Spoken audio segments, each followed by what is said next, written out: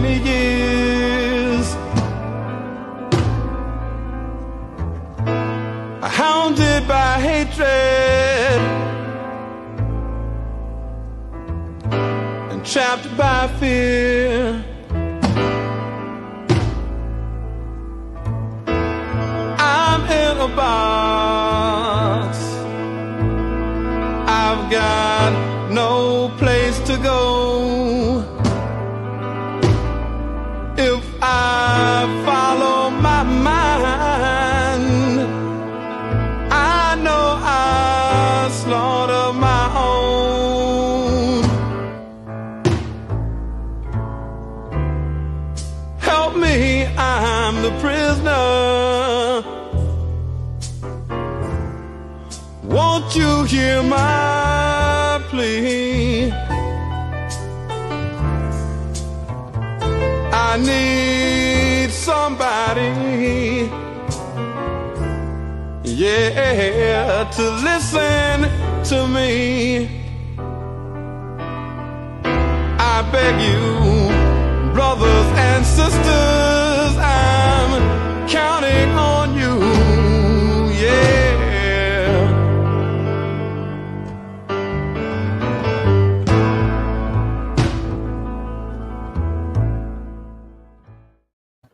Peace and love, family. Welcome to the Northeast Political Prisoner Coalition. I'm Brother Frank, and today we have a special guest, Tariq Haskins. But before we get into who my brother is and the whole talk today in honoring Jose Cha-Cha Jimenez, founder of the Young Lords, we just want to talk about this latest visit that I had with Joy Powell, because it's important that we talk about political prisoners, but we make time to visit them.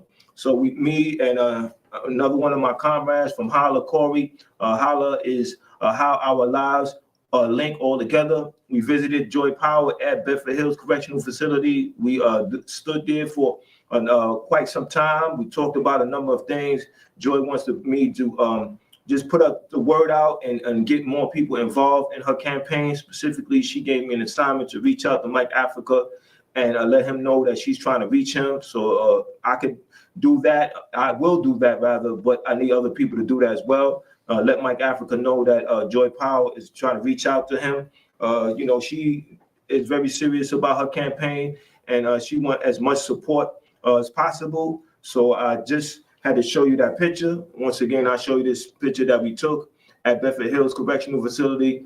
I have to have evidence of the work that I've done because I just don't want to tell people about the need and importance of fighting for our political prisoners. I want them to know that I'm out here doing what I need to be doing, fighting to bring them home, letting them know that they're not forgotten, letting them know that we need to be involved in doing this serious work.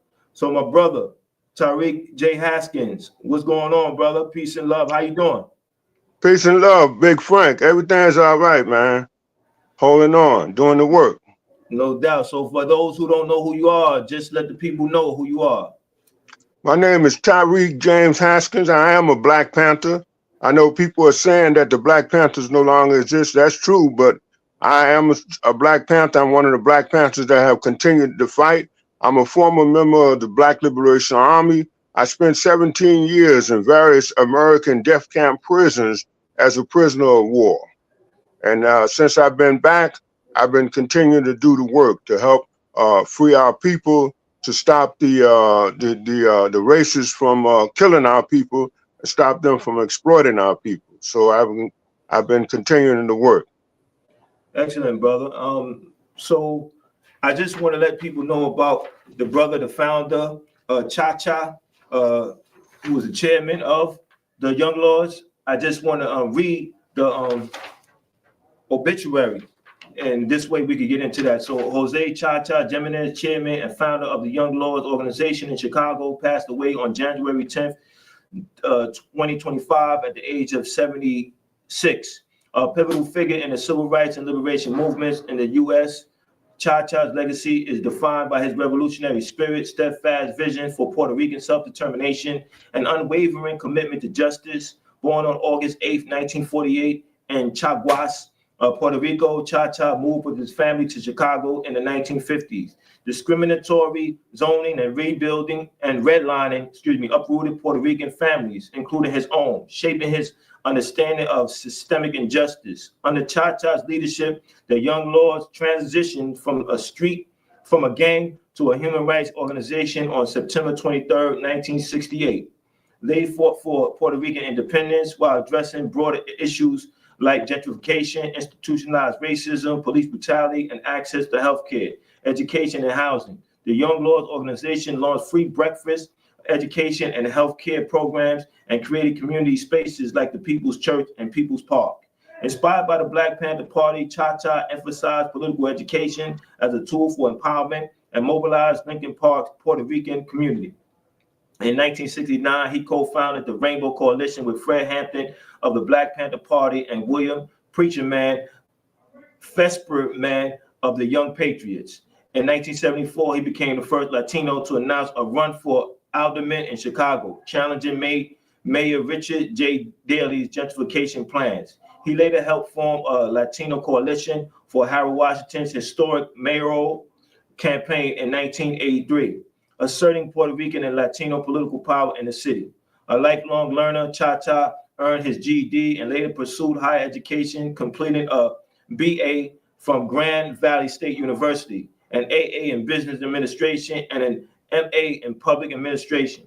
He worked as a youth gang and addiction counselor in Grand Rapids, Michigan. Cha-Cha also dedicated himself to preserving the Young Lords legacy. He established archives at Grand Valley State University and DePaul University, ensuring the organization's history would inspire future generations. In 2024, a historical marker honoring the Young Lords was placed on DePaul's Lincoln Park campus. In 2023, he received the Public Intellectual Award from DePaul Center for Latino Research during the Young Lords 55th anniversary celebration. Jose Cha-Cha Jimenez is survived by his children, Jacqueline Jimenez, Sonia Jimenez, Melissa Jimenez, Alejandro Jimenez, and Jodette Lozano, and sisters Jenny Jimenez, Daisy Jimenez, and Myrna Jimenez.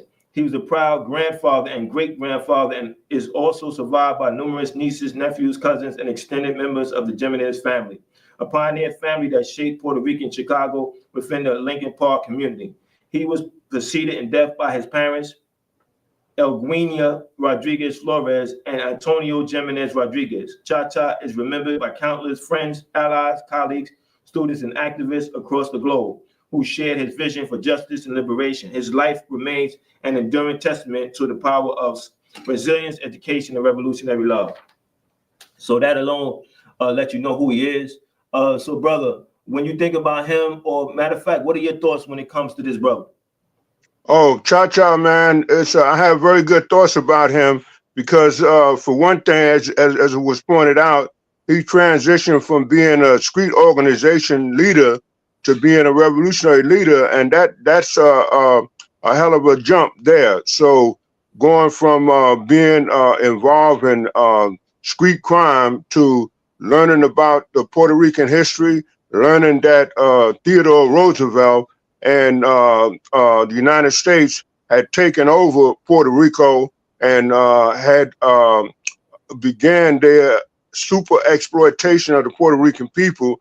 And this is what Jose was learning about. One of the things that he was learning about, he was learning that his people were being super exploited, and he was learning that the government was using terroristic tactics to keep the Puerto Rican people from protesting against being super exploited and being forced to live under those conditions. So I very much admired the brother when I met him, and I was very happy to have met him, you know.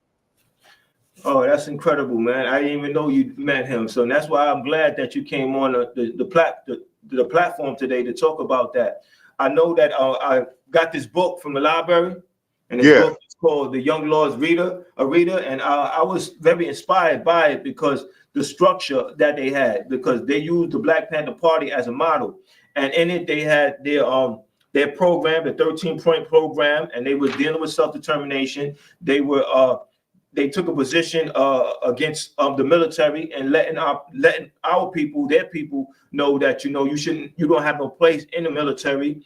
They also took a definitive position when it came to political prisoners. So this was point number 10. It said, we want freedom for all political prisoners and prisoners of war. No Puerto Rican should be in jail or prison. First, because we are a nation and America has no claims on us. Second, because we have not been tried by our own people, peers. We also want all freedom fighters out of jail since they are prisoners of the war for liberation. Free all political prisoners and prisoners of war. I thought that was very important because they understood the sacrifice of our political prisoners and the fact that when something is a part of your program, something is part of your structure as an organization, then you know that is very serious about that. In your own words and observation, what does it say about them and Cha-Cha when he has political prisoners, the freedom of political prisoners to be a part of their platform? I think that says very much. It says that he knew that the government was waging war against his people and that his people should fight back and they should be recognized as freedom fighters for having fought back, So that says much about him, and it says much about him having learned what the actual situation was going on with the Puerto Rican people and their relationship with the United States, and that their relationship was a dependent force relationship, and that relationship should be fought against. So that says much about Jose, Cha-Cha, and says good things about him. Yes, yes, you're absolutely right, because they as an organization, they would focus, they would discipline. In any organization, you need structure. As a member of the Black Panther Party and a member of the Black Liberation Army, you know firsthand what that means. It means that you have to be focused, you have to be disciplined, you have to set aside differences because there's a bigger picture. So they had like a code of conduct, and they had 30 different points. A number of points was that you said you are a young lord 25 hours a day. An organization member busted on a job tip, which that member brought down on himself or others, can swim alone. Any member found shooting drugs will be expelled. No member may leave any illegal drug in his or her possession or in their system while on duty. No one may get drunk on duty. No member will violate rules relating to office or general meetings of organization anywhere. No one will point or fire a weapon or of any kind unnecessarily or accidentally at anyone. No member can join any army force other than the People's Army of Liberation. No organization member will commit crimes against the people. When arrested, young lords will give only name, address, and will sign nothing. Legal first aid must be understood by all members. No member may speak in public unless authorized by the Central Committee or Central Staff. The 13-point program must be memorized and the platform must be understood by each member. Organization communications must be national and local. No member may speak about another member unless he or she is present. An organization business is to be kept within the organization. All contradictions between members must be resolved at once. Once a week, all chapters and branches will conduct a criticism and self-criticism session. All members will relate to chain of command. Officers will discipline officers, cadre, and so on. The OD is the final authority in the office. Each person will submit a daily report of work to the OD. Each young lord must learn to operate and service weapons correctly. All leadership personnel who expel a member must submit this information with photo to the editor of the newspaper so that it will be published in the paper and known by all chapters and branches. Political education classes are mandatory for general membership. All members must read at least one political book a month and at least 2 hours a day on contemporary matters. Only assigned organization personnel should be in office each day. All others are to sell papers and do political work out in the community, including captains, session leaders, etc. All chapters must submit a weekly report in writing to the national headquarters. All branches must implement first aid medical cadres. All chapters and branches must submit a weekly financial report to the Ministry of Finance. No chapter or branch shall accept grants, poverty funds, money, or any aid from any government agency. All traders, provocateurs, and agents will be subject to revolutionary justice. At all times, we keep a united front before all forms of demand. This is true not only among lords, but all revolutionary camponeros. All chapters must adhere to the policy and ideology put forth by the Central Committee of the YLO. Likewise, all members will know all information published by the organization. I think that to see all these different points in terms of how they're going to be disciplined at an organization, let you know how serious serious the organization is. So as I read this, what comes to your mind, and how do you relate that to the Black Panther Party as you were a member? Right. Well, those rules and regulations that they point out is to say that the young lords have made a decision to be solidly on the people's side. And those things, that those rules and regulations address all the possible schisms and problems that could come about had they stayed a street organization. Street organizations have problems in all of those areas. And the young lords address all of those areas in a very positive way by formulating rules to say that to engage in that behavior is violated behavior and it's forbidden in the Young Lords, because the Young Lords is a political organization, and those are good things that the Young Lords came up with. Those rules and regulations are very good. So to say that is to say that the Young Lords were decidedly had both feet on the side of the people, and that's very good. And that's the way to conduct themselves. And it's very much like the Black Panthers, because Jose, once he was introduced to Fred Hampton and decided to take the political course, he studied everything about the Black Panthers, and they began to model themselves after the Black Panthers. Once they saw the rules and regulations that the Black Panthers followed, Jose and his comrades decided to formulate those rules and regulations to apply to members of the Young Lords Party. So that was a very good thing for him, and it places them decidedly on the people's side, and they were moving forward in a very positive direction. Yes, and yes, absolutely, because you had clarity where they stood politically, and that let those members know that, you know, if you're going to be a part of this, this is how you need to conduct your life. As the first point made was 25 hours a day. So you wasn't a young lord just when you had your uniform on. You was a young lord outside of your uniform, and I think that that's very important, because today we feel like we can do different things at different times and not reflective of the character or the person or the organization that we're a part of. And I think that to discuss that and to have that present, you understand what it means to be a part of an organization. Because when you're fighting your oppressor is very disciplined. Your oppressor is very organized, right? So you have to be very disciplined. You have to be very organized. And that is what, you know, the Young Lords represented. There's a point that says we want equality for women, down with machismo and male chauvinism. Under capitalism, women have been oppressed by both society and our men. The doctrine of machismo has been used by men to take out their frustration on wives, sisters, mothers, and children. Men must fight along with sisters in the struggle for economic and social equality, and must recognize that sisters make up over half of the Revolutionary Army. Sisters and brothers are equal, fighting for our people. That's right, Frank. That's a very good point to have, because, you know, women, to treat women differently is to encourage. It's to encourage the system. The system is a system of stratification. It's a system of ranking, and to treat women differently is to treat them as less than equal, and it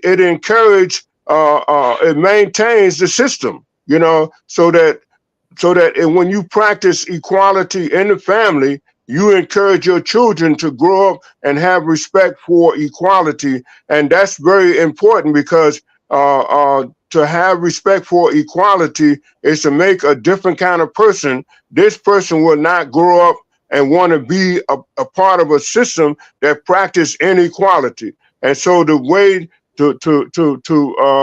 the way the organization should be is to be that way in the home.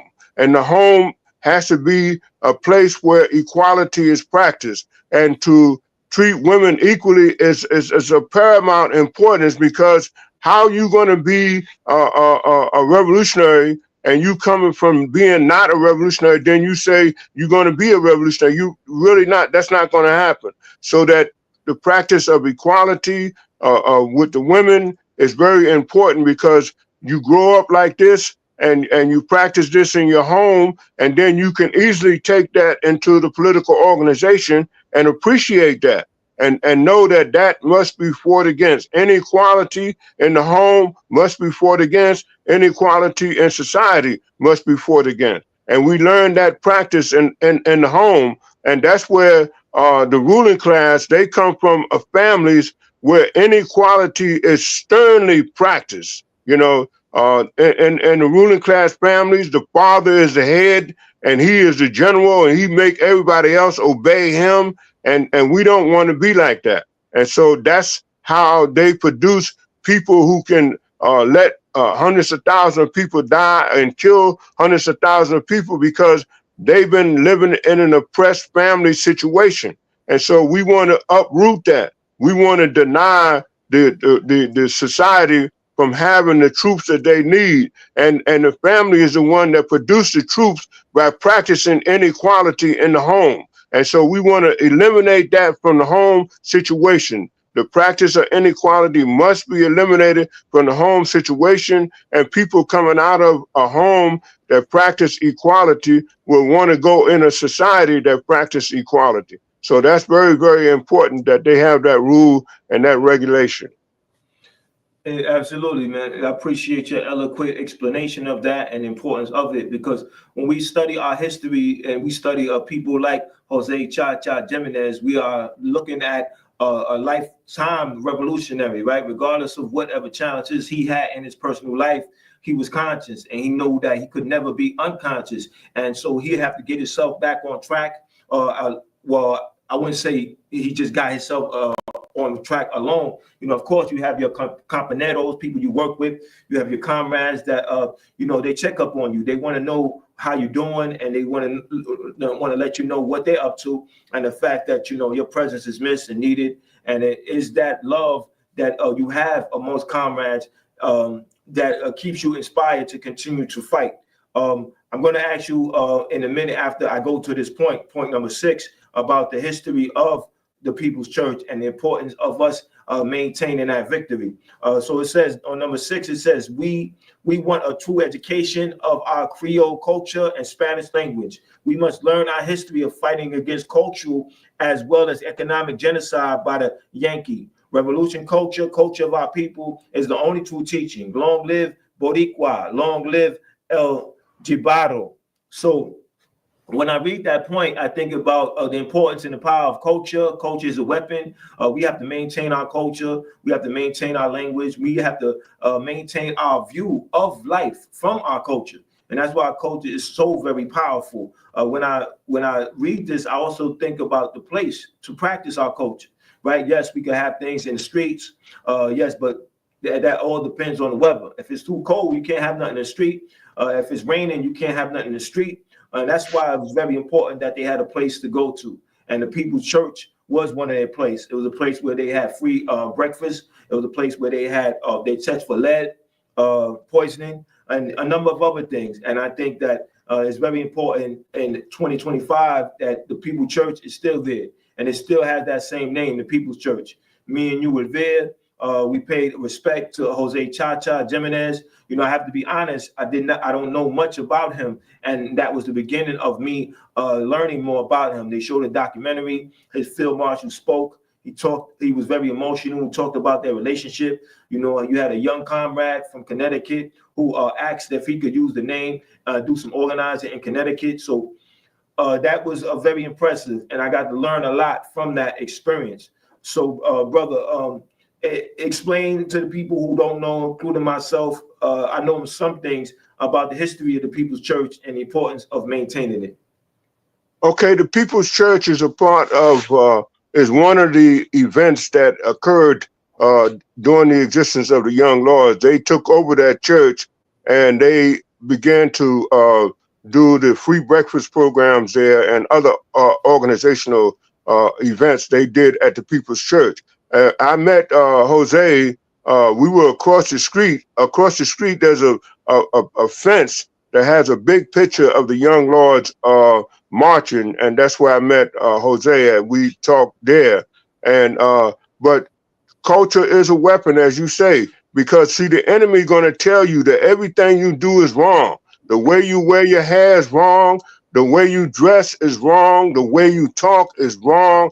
Everything is wrong. And once you are convinced that everything you do is wrong, then you're going to be also convinced that you must listen to this oppressor, you know, and you must not make a decision unless this oppressor approve that decision. And that's why they are on us like that, to tell us that everything we do is wrong. The way we dress is wrong. The way we speak is wrong. The way we look is wrong. The way we smell is wrong. Everything is wrong. And that's why they want to use the culture as a vehicle to train us like dogs, to obey them and to respect them. Because once once they convince you to think bad about yourself, the corollary thing is you think highly of them. You think of them as God-like people. So the matter of culture is very important. We must honor our culture and embrace our culture, and know that the colonizer is totally wrong for training us to think of ourselves that way. And that is a very cruel thing. And they do that to prevent us from rebelling, because once you think highly of the enemy, you won't want to rebel like him. You want to be in his system and to move up in his system. And that's why they train us that way. But that is a very cruel practice to eliminate our culture from ourselves, just to prevent us from rebelling. And by preventing us from rebelling, that enables the enemy to exploit us and to make money off of us, and to us live in poverty without rebelling. That's a very cruel thing, to train people from birth to have a low regard for their own culture, so that the colonizer can make money. That is a very cruel practice, and that is what they are doing to us today. Yes, you spoke about poverty. And when you speak about poverty in this capitalist society, you definitely have to associate that to the methods in which capitalists make profit, extreme profit. You know, it's always money over morals. It's always their interest first. And now with this new president and the people who are behind them, these billionaires, you know, it's very much of what's concerned to us about how the future is going to be, at least. So we have to look at history, look at the past. So I'm looking at point number 13. It said we want a socialist society. We want liberation, clothing, free food, education, healthcare, transportation, utilities, and employment for all. We want a society where the needs of our people come first, and where we give solidarity and aid to the peoples of the world, not oppression and racism. Hasta la victoria siempre. So that's very important, that we want to, when they say we want a socialist society, what they're talking about is the people owning the big industries, and the money made in the big industries can be used to buy and build hospitals, so that we can have free health care, and then to buy and build schools so that we can have free education. And so we're going to have free schools, free health care, free education, free transportation. And when I hear about this, and I hear about what's happening right now, you know, I'm always realizing that we have to be very firm, and we have to be committed to these ideas. That point is very important, because most of us are one paycheck away from a situation from going bad to worse. And so when we study history, we study the liberation struggles at home and abroad, we look towards people like Jose Chacha Jimenez, people like Malcolm X, people like Che Guevara, who did not stand on the sideline and watch things happen, but committed themselves to being part of an organized effort to bring about some liberation, some real liberation. That means the working class being in control. That is an idea that it's about survival, right, at this point. And because if we don't look at it as that, then the situation will continue to become worse. More innocent people are going to suffer. More innocent people are going to die. But we have the ability, we have the methods and the ways to prevent that from occurring. But we have to do is what we have to do rather, is to be a part of the fight, to make that commitment to doing so. And that's why when I come on this platform, I'm always inviting those who have an interest in doing some serious work to contact me at my number, because I can't waste no time to not organize. So I'm going to end this episode the way I always do when I come on. Y'all know the call, free them all. Don't let political prisoners die in prison. Make time to write to a political prisoner. And if you're interested in getting involved in the work of the Northeast political prisoner, please contact me at the number given right here, 347-679-3936. Peace and love, family.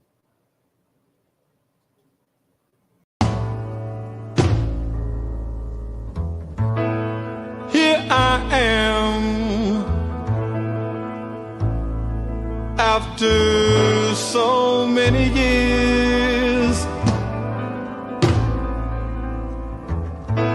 hounded by hatred and trapped by fear. I'm in a box, I've got no place to go. If I follow my mind, I know I slaughter my own. Help me, I'm the prisoner. Won't you hear my plea? I need somebody,